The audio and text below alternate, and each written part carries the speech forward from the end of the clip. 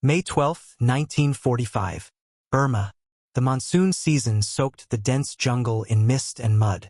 In a shallow trench carved into the hillside near Tongda, 3 Gurkha riflemen crouched silently, peering into the blackness beyond the treeline. The night was thick with humidity, the smell of wet foliage, and the unmistakable tension of death approaching. They were forward picket for the British line, an exposed outpost covering the only path leading through the dense undergrowth toward 2 companies of Gurkhas dug in just over a ridge. Somewhere beyond the brush, 200 Japanese infantry were moving. Quiet, trained, and desperate. These weren't fresh troops. They were survivors, cut off, cornered, and clawing their way south, trying to escape the Allied vice tightening around Rangoon. Now, they were heading straight for rifleman Lachhiman Gurung's trench.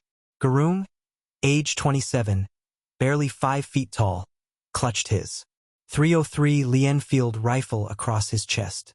A curved kukri was strapped to his belt.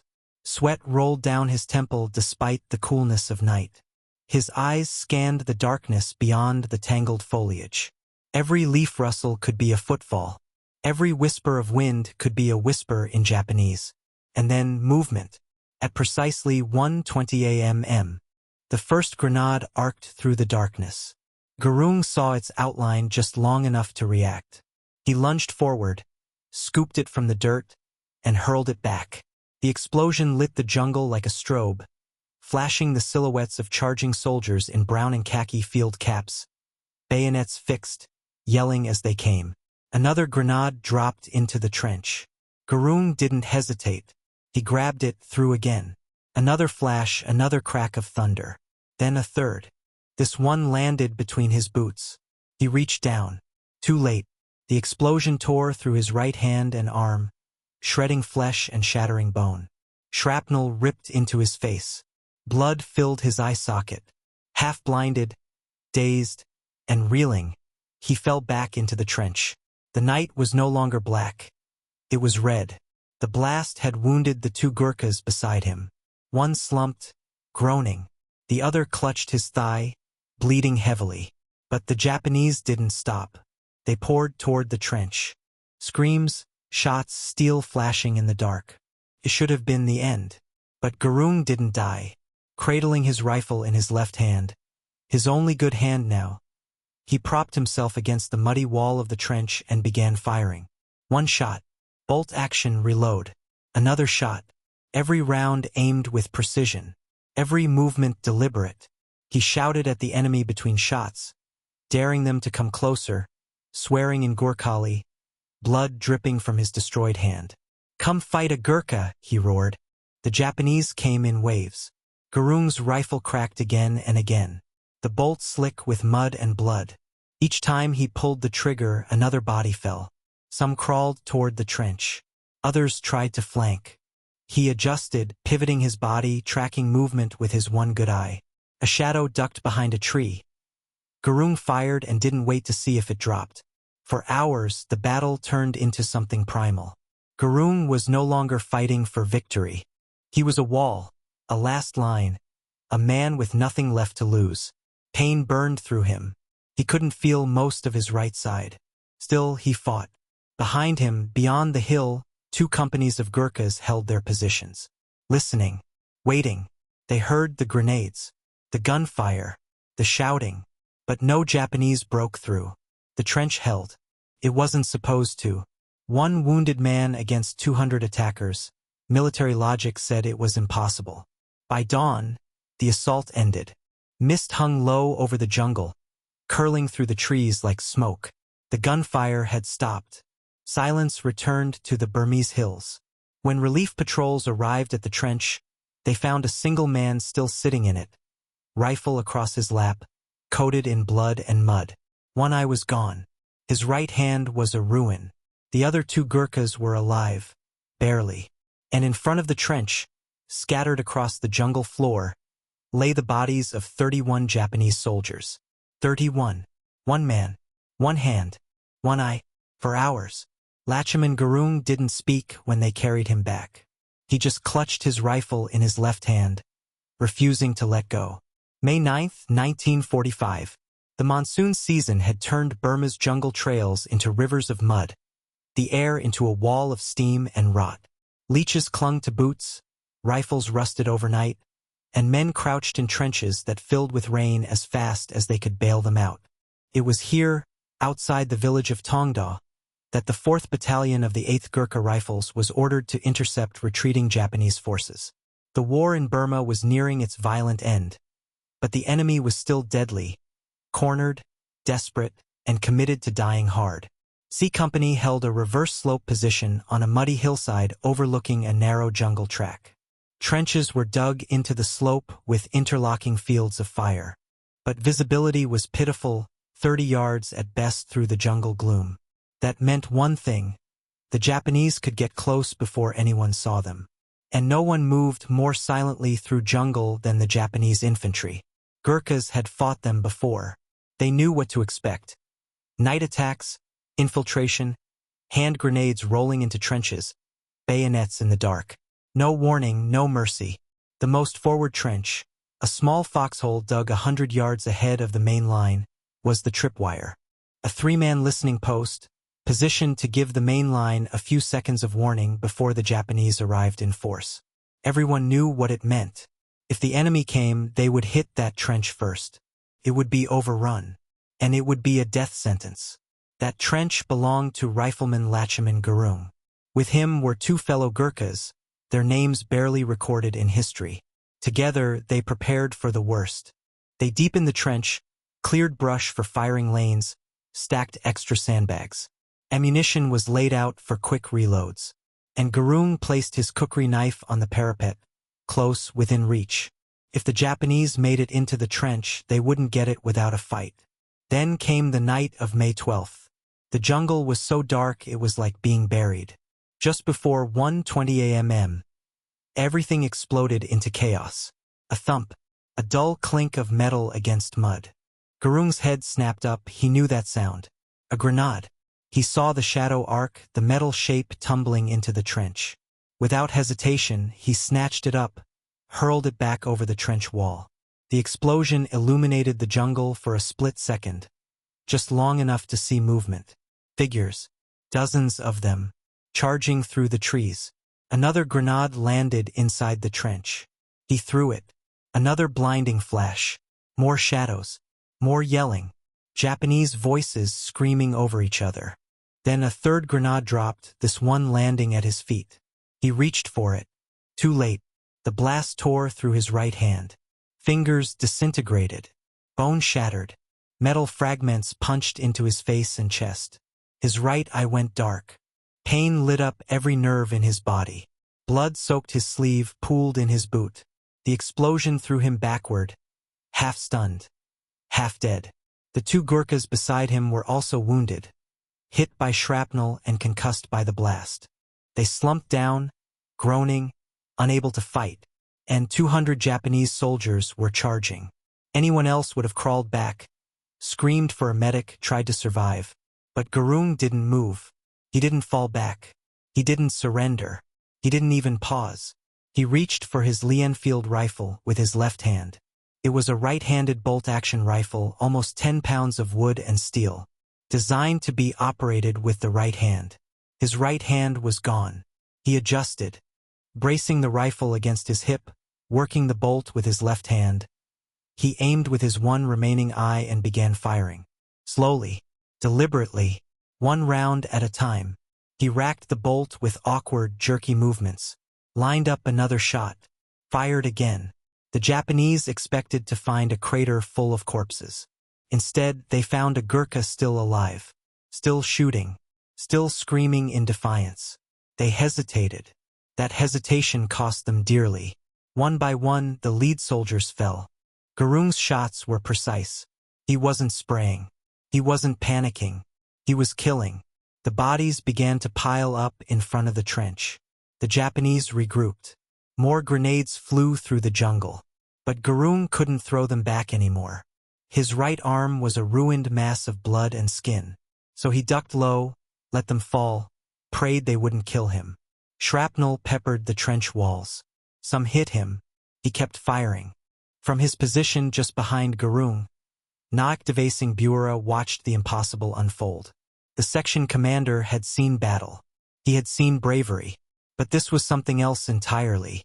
A man who should be dead, fighting like an entire fire team, repelling wave after wave of elite Japanese assault troops by himself. Bura tried to send reinforcements forward. No one could reach the trench. The Japanese fire was too intense. Any man who left cover died within seconds. So Gurung fought alone. One eye, one hand, in a hole filled with blood, smoke, and spent brass. The Japanese tried again. Another charge. Bayonets gleaming. Screams rising into the trees. Gurung pulled the trigger again. One more shot. Then another. The bodies blocked the way. The dead became obstacles for the living. The trench was turning into a slaughter ground. Gurung's Enfield grew hot in his hand. The bolt was slick with mud and blood. Still he worked it. Still he fired. The pain was constant now, a red haze curling at the edges of his vision, threatening to pull him under. The remains of Lachhiman Gurung's right hand were a mess of bone and ash-colored flesh, crusted in blood and oil. His right eye no longer functioned, just a cracked window that let in nothing but darkness. His chest heaved with the effort of breathing, every inhale dragging across cracked ribs and burned skin. But his left hand still worked. His one good eye still saw, and his rifle, now streaked with gore and jungle muck, still fired. Time had stopped meaning anything. The battle was a storm with no center, just wave after wave of sound, light, and death. Each flash of gunfire was followed by screaming. Each grenade blast a gust of heat and shrapnel. And through it all, in the middle of a jungle trench that stank of blood and cordite, one man kept pulling the trigger. The Japanese couldn't understand it. They had the numbers. 200 infantry, veterans of campaigns across Asia, hardened by war and driven by desperation. They were attacking a forward position, isolated, small, barely a three-man trench. The perfect soft point. Take the trench and the rest of the British perimeter would unravel. The Gurkha line would fold. The entire British advance would falter. But the trench didn't fall. Every time they surged forward, soldiers died. Every time they regrouped and pressed again, more bodies hit the jungle floor. The Gurkhas' defiance was shouted in the dark, angry, guttural Nepali from a voice they couldn't kill. Come and fight, you bastards! Come face the kukri! Come fight a Gurkha! They tried to flank him. The jungle was thick but not impassable. Squads crept around, low and fast, trying to circle the trench from the side. But Gurung had thought of that. He shifted position constantly within the foxhole, working the bolt left-handed, bracing the rifle awkwardly against his side. His shots came from new angles every time. Muzzle flashes lit different parts of the trench. The Japanese never knew where to aim. Their own return fire was blind. He wasn't. Even with one eye, even half-conscious, Gurung's bullets found targets. Trained as a marksman, the Gurkha discipline in him was absolute. And breathe, squeeze, cycle the bolt, aim again. By the end of the second hour, the ground in front of his trench was a mass of bodies. Twisted, broken forms lay in heaps. The first attackers had died quickly, clean kills to the chest or head. The later ones fell differently. Shredded by bullets and shrapnel, crawling, grasping, dying in pain. Still the Japanese came. Gurung was losing strength. Blood loss from his hand and arm was staggering. Every heartbeat was a hammer blow of weakness. His right boot squelched with pooled blood, the leg beneath it peppered with metal. He was burning up, sweat dripping down his face and soaking his torn uniform. His skin was hot. His hands trembled. But the rifle still fired. Each reload took longer now. What was once instinctive had become a desperate game of fumbling cartridges by touch. The Enfield magazine could hold 10 rounds. He could no longer reload it all at once. He had to load one or two at a time, jamming them into the breech, slamming the bolt forward, lifting the rifle to fire again. The time between shots widened. He was exposed longer. One grenade landing close enough could end everything. But they hadn't ended him yet. They had tried. Grenades continued to arc into his trench. At least one landed within feet of him. He didn't move. Couldn't. It went off. The blast knocked the rifle from his hands. More shrapnel. More burns. He screamed. Less from pain, more in fury. Rage was the only thing keeping his consciousness tethered to his body. He retrieved the rifle. Hands shaking. Sight blurring. Fired again. Behind him, in the main Gurkha line, the rest of C Company heard the battle like distant thunder. Section Commander Naik Devasing Bura crouched just yards behind the forward trench. Powerless. He had tried to send reinforcements, but the fire was too intense. The jungle track had become a bullet corridor. Anyone who stood up died. So they listened to one man holding the line with rifle shots, screams, and pure fury. They thought he was dead 5 times. 10. But each time, another shot rang out. At one point, Bura shouted through the darkness. Desperate. "Gurung, are you alive?" The answer came back in a rasping roar. "Still here." Gurung wasn't just alive. He was still fighting. The Japanese adjusted tactics again. They sent forward a machine gun team, hoping to lay suppressing fire, keep Gurung's head down while infantry crawled closer. The chatter of the weapon barked through the jungle, short, brutal bursts hammering the trench. Gurung spotted them. Barely shadows, muzzle flash, movement between the trees. He lifted the rifle, slow now, deliberate, and aimed. One shot. The gun fell silent. He worked the bolt. Shot again. The assistant gunner dropped. The jungle fell quiet for a few moments. Long enough for Gurung to grab another clip, jam it into the magazine, slam the bolt forward. More rounds ready. The thought of dying wasn't frightening anymore. It was expected. Welcomed, even if it meant he could hold this line just a little longer. Long enough for daylight. Long enough for another miracle. But still, he wasn't ready to die. Not yet. He still had bullets left. And until the last round, Lachhiman Gurung would fight. The final Japanese charge began with silence. For nearly 20 minutes, the jungle had been still. Just the sound of dripping leaves, crackling branches, and distant murmurs of the wounded. But at 4:50, in the last gray breath of night, movement stirred in the trees. The kind of movement a soldier feels before he sees. Low footsteps, hushed signals, bayonets scraping against metal, death coiling for one more strike. Lachhiman Gurung lay slumped in the shallow trench, eyes half-lidded, skin waxen. The wind shifted, and he inhaled. His breath rattled in his throat. Blood crusted over his chin like a second skin. His right arm no longer responded. His body felt like wet rope and burning coal. But something primal still burned inside him. His left hand clenched around the rifle. He lifted his head.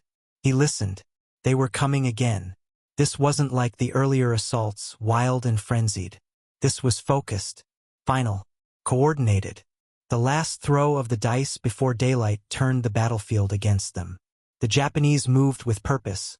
Fire teams to suppress, grenadiers to flush, bayonet squads to finish. They had one objective: silence the trench. This time they succeeded in getting closer than before. A grenade landed with a thump just feet from Gurung's boots. He didn't move.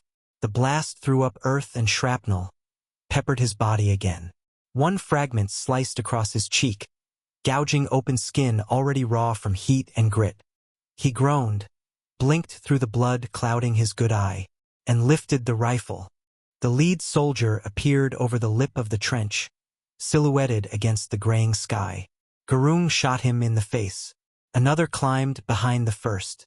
Gurung racked the bolt with a slow, practiced twist of his wrist and shot that man too square in the chest. The trench erupted again in a fury of motion. Japanese soldiers poured forward, crawling low, leaping high, shouting, screaming, slashing at the air with bayonets.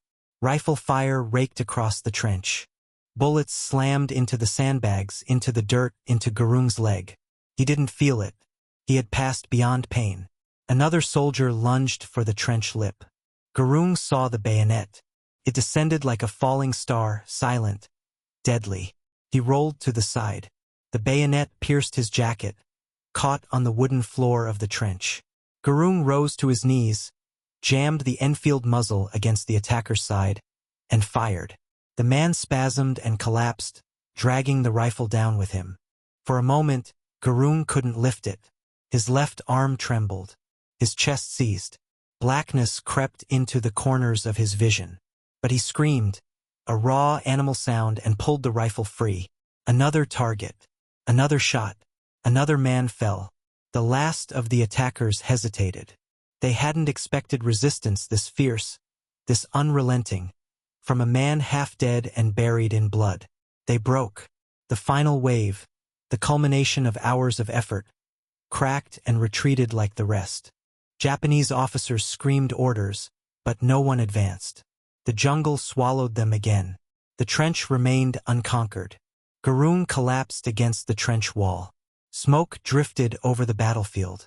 The dawn wind brought with it the scent of death, cordite, burning flesh, sweat, and earth.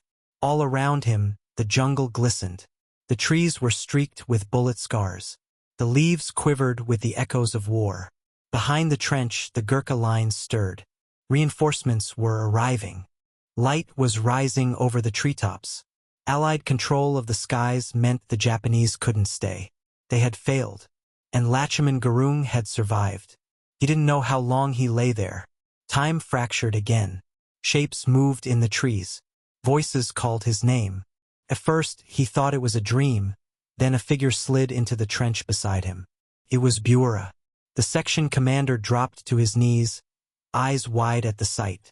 Blood covered every inch of Gurung. His right hand was a ruin. His face was scorched, his right eye gone. But the rifle miraculously rested across his lap. Still warm. Still smoking. Gurung, Burma whispered. You held it. The only reply was a nod. Slow. Deliberate. The kind of nod a man gives when words would cost too much. Other Gurkhas arrived, crawling into the trench, stepping carefully over the dead, eyes filled with awe. They saw the body count. Over 30 Japanese soldiers lay within sight of the position. Scattered across the kill zone, some stacked atop one another, their weapons dropped mid-attack. 31 confirmed kills. One man, one rifle, one hand. They evacuated Gurung immediately. A stretcher team made a makeshift carrier and hauled him toward the rear under cover of the trees. He didn't speak, didn't scream. His body was shutting down, but his eyes, his one remaining eye, stayed open, focused, unshaken. It wasn't until hours later, when a field medic began dressing his wounds, that Gurung finally spoke. Did we hold the line? The medic looked up, stunned. Yes, you held it. Gurung nodded again, and passed out. By the time Lachhiman Gurung returned to his village, the world had changed. The war was over. Empires were crumbling. And he was no longer just a poor farm boy from the hills of Nepal. He was a national hero. But heroes, even ones with medals and titles, still had to live. His homecoming was quiet. No bands, no speeches. Just family, neighbors. Men who had grown up with him now stared in reverence at the man who'd faced down 200 enemies and lived to tell it, though he rarely did. He still walked the same paths, still sat beside the same hearth. But there was steel in him now. His right sleeve was empty. His right eye was a pale scar. His left hand was stronger than ever, and always within reach of his kukri. He was Lachhiman Gurung VC, and he never let the wounds stop him. He worked. Slowly, painfully, he adapted. Tilled the soil one-handed. Learned to lift with his shoulder, to hammer with one hand, to write with his left. His children watched him, wide-eyed, as he refused help, refused pity. And when they asked why, he said, "Because it's my hand, even if it's gone." His village saw hardship. The Gurung family struggled with poverty like before, but now there was attention. Veterans groups visited. British officers sometimes came through, offering ceremonial thanks. Journalists occasionally made the trek up the winding paths of western Nepal to ask him about the trench, about those 4 hours in Burma. He answered in fragments, never bragged, never told it all. When they asked how he endured the pain, he would shrug. There was no choice, he'd say. I was the wall. He kept the medal tucked away most days, only taking it out for ceremonies or when children in school uniforms visited and asked to see it. His kukri stayed closer, worn from years of handling. The blade had been sharpened countless times since Burma. His edge never dulled. The years passed. In 2000, at age 82, Gurung made headlines again, not for a battle but for a fight with the British bureaucracy. He had applied to settle in the UK, seeking better medical care. His request was denied.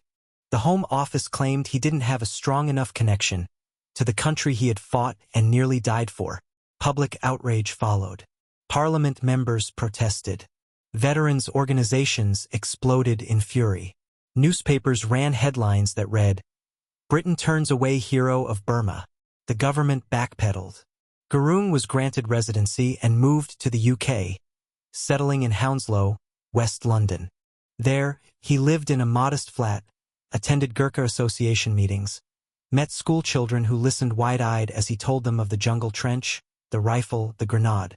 He became a symbol once more, not only of valor but of quiet defiance, of integrity that didn't fade with age. Even in his late 80s, Gurung stood ramrod straight at Remembrance Day parades. When his legs weakened, he still insisted on attending. Pushed in a wheelchair, his medals shining, the kukri always close by. His presence silenced crowds. He didn't speak much. He didn't need to. His silence spoke louder than stories. On December 12, 2010, Lachhiman Gurung passed away in London. He was 92 years old. His death was met with mourning across Nepal and Britain. Tributes poured in from generals, from schoolchildren, from veterans who never met him but always knew his name. His body was flown home to Nepal. In his village, the people lit candles. The soldiers of the Royal Gurkha Rifles stood in full uniform, saluting as the coffin passed. A monument was erected near his home. Not grand, just a stone slab etched with words that barely captured the man. Rifleman Lachhiman Gurung, VC. Better to die than be a coward. The trench he held no longer exists. The battlefield in Burma has long been reclaimed by vines and trees. But his story endures, taught in military academies, recounted in documentaries, remembered in whispers by young Gurkhas in training. And not just because of the Victoria Cross. Not just because of the 31 confirmed kills. But because he proved something that every soldier hopes is true. That willpower can outlast fear. That courage isn't loud. It's a man bleeding in the dark, loading a rifle with one hand, and saying, "You shall not pass." Lachhiman Gurung's stand at Tongzong Ridge wasn't just heroic. It was the definition of endurance, of duty, of the Gurkha creed made flesh. No retreat, no surrender, no regret. Just a man, a trench, a rifle, and the refusal to quit, no matter the cost. After the war, Lachhiman Gurung became more than a soldier. He became a voice, a quiet but unwavering advocate for Gurkha welfare, reminding Britain that soldiers from Nepal had stood with them through empire and war, had fought and died for a country not their own. And now they deserved to be remembered, respected, and supported. Gurung wasn't political. He didn't give speeches. But when a man with a Victoria Cross and only one hand speaks, people listen. He lived modestly, no wealth, no status, just the enduring respect of his people and of soldiers across two nations. His name carried weight in every Gurkha regiment. He was the rifleman who had done the impossible, the man who held the trench. Lachhiman Gurung died on December 12, 2010. He was 92. His death was mourned in both Nepal and Britain. News outlets ran obituaries. Military units paid tribute. Flags lowered. Heads bowed. He was cremated according to Hindu tradition, surrounded by family and community. His Victoria Cross was preserved for future generations. The medal a symbol of something far greater than medal and ribbon. The story of that single night in May 1945 was told again. In newspapers, in classrooms, in regimental halls. How a wounded man with one working hand and one eye had fought for 4 straight hours. How 200 Japanese soldiers failed to overrun one man. How a Gurkha's will became the steel spine of an entire company's defense. His legacy did not end with his death. It only grew stronger. The 8th Gurkha Rifles, now part of the Indian Army, teach his stand to every new recruit. His story is drilled into the next generation the way it was once passed to him. one Gurkha learning from another, the chain unbroken. The Gurkha Museum in Winchester, England, tells his story too. Visitors can read the original citation for the Victoria Cross. They can stand before his photograph. They can begin to understand what one man endured and why. But his true legacy lives not in medals or museums. It lives in what his story represents. Lachhiman Gurung was not superhuman. He stood 5 feet tall, below the army's official height requirement. He came from a poor family in the hills of western Nepal. He had no advanced education, no elite training, no special weapons. What he had was will, discipline, courage. The kind that doesn't boast, doesn't break, doesn't bend. The kind that doesn't require applause. Only duty. Every instinct that night told him to fall back. Every injury should have rendered him unconscious. Every enemy tactic should have worked. But none of it did, because Gurung didn't give up. The Japanese soldiers who attacked him weren't cowards. They were hardened veterans, men who had conquered most of Asia, who'd bled and killed and endured. They outnumbered Gurung 50-1. They had grenades, machine guns, the element of surprise. But they didn't have a Gurkha in their way. And that made all the difference. They couldn't understand how one wounded man could stop them, couldn't break him, couldn't get past that trench. He didn't yell for help. He didn't surrender.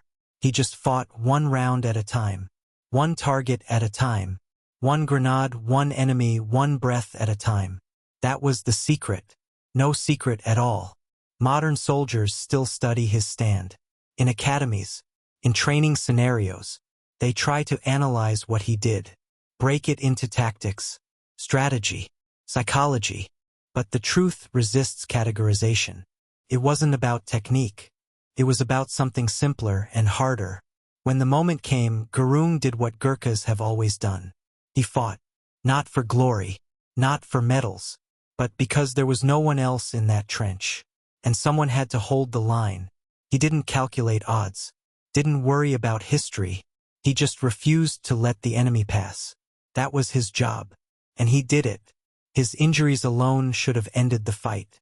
A bolt-action rifle can't be operated one-handed. Reloading takes both hands. Aiming with one eye in pitch-black jungle is near impossible. The pain alone should have dropped him. The blood loss should have finished him. But he kept going. Not because he was immune to pain, but because he didn't consider any other option. The trench would hold because he was in it. The Japanese would not pass because he wouldn't let them. Simple as that. There's a tendency to call stories like his miraculous. But Gurung would have disagreed. He didn't see himself as special. He was a rifleman, a Gurkha. He had a job, and he did it. When asked later how he managed to survive, he gave no poetic speeches. He said, "I was a Gurkha. I had my duty. That was enough." His final lesson is not about strength. It's not even about combat. It's about character. Courage is not the absence of fear. It's choosing to fight while afraid. Duty is not following orders when it's easy. It's holding your ground when no one would blame you for retreating. Honor is not about winning. It's about refusing to surrender. The trench where Gurung fought no longer exists. The jungle grew back. The battlefield is gone. The wooden rifle stock is dust. The blood long since soaked into the earth.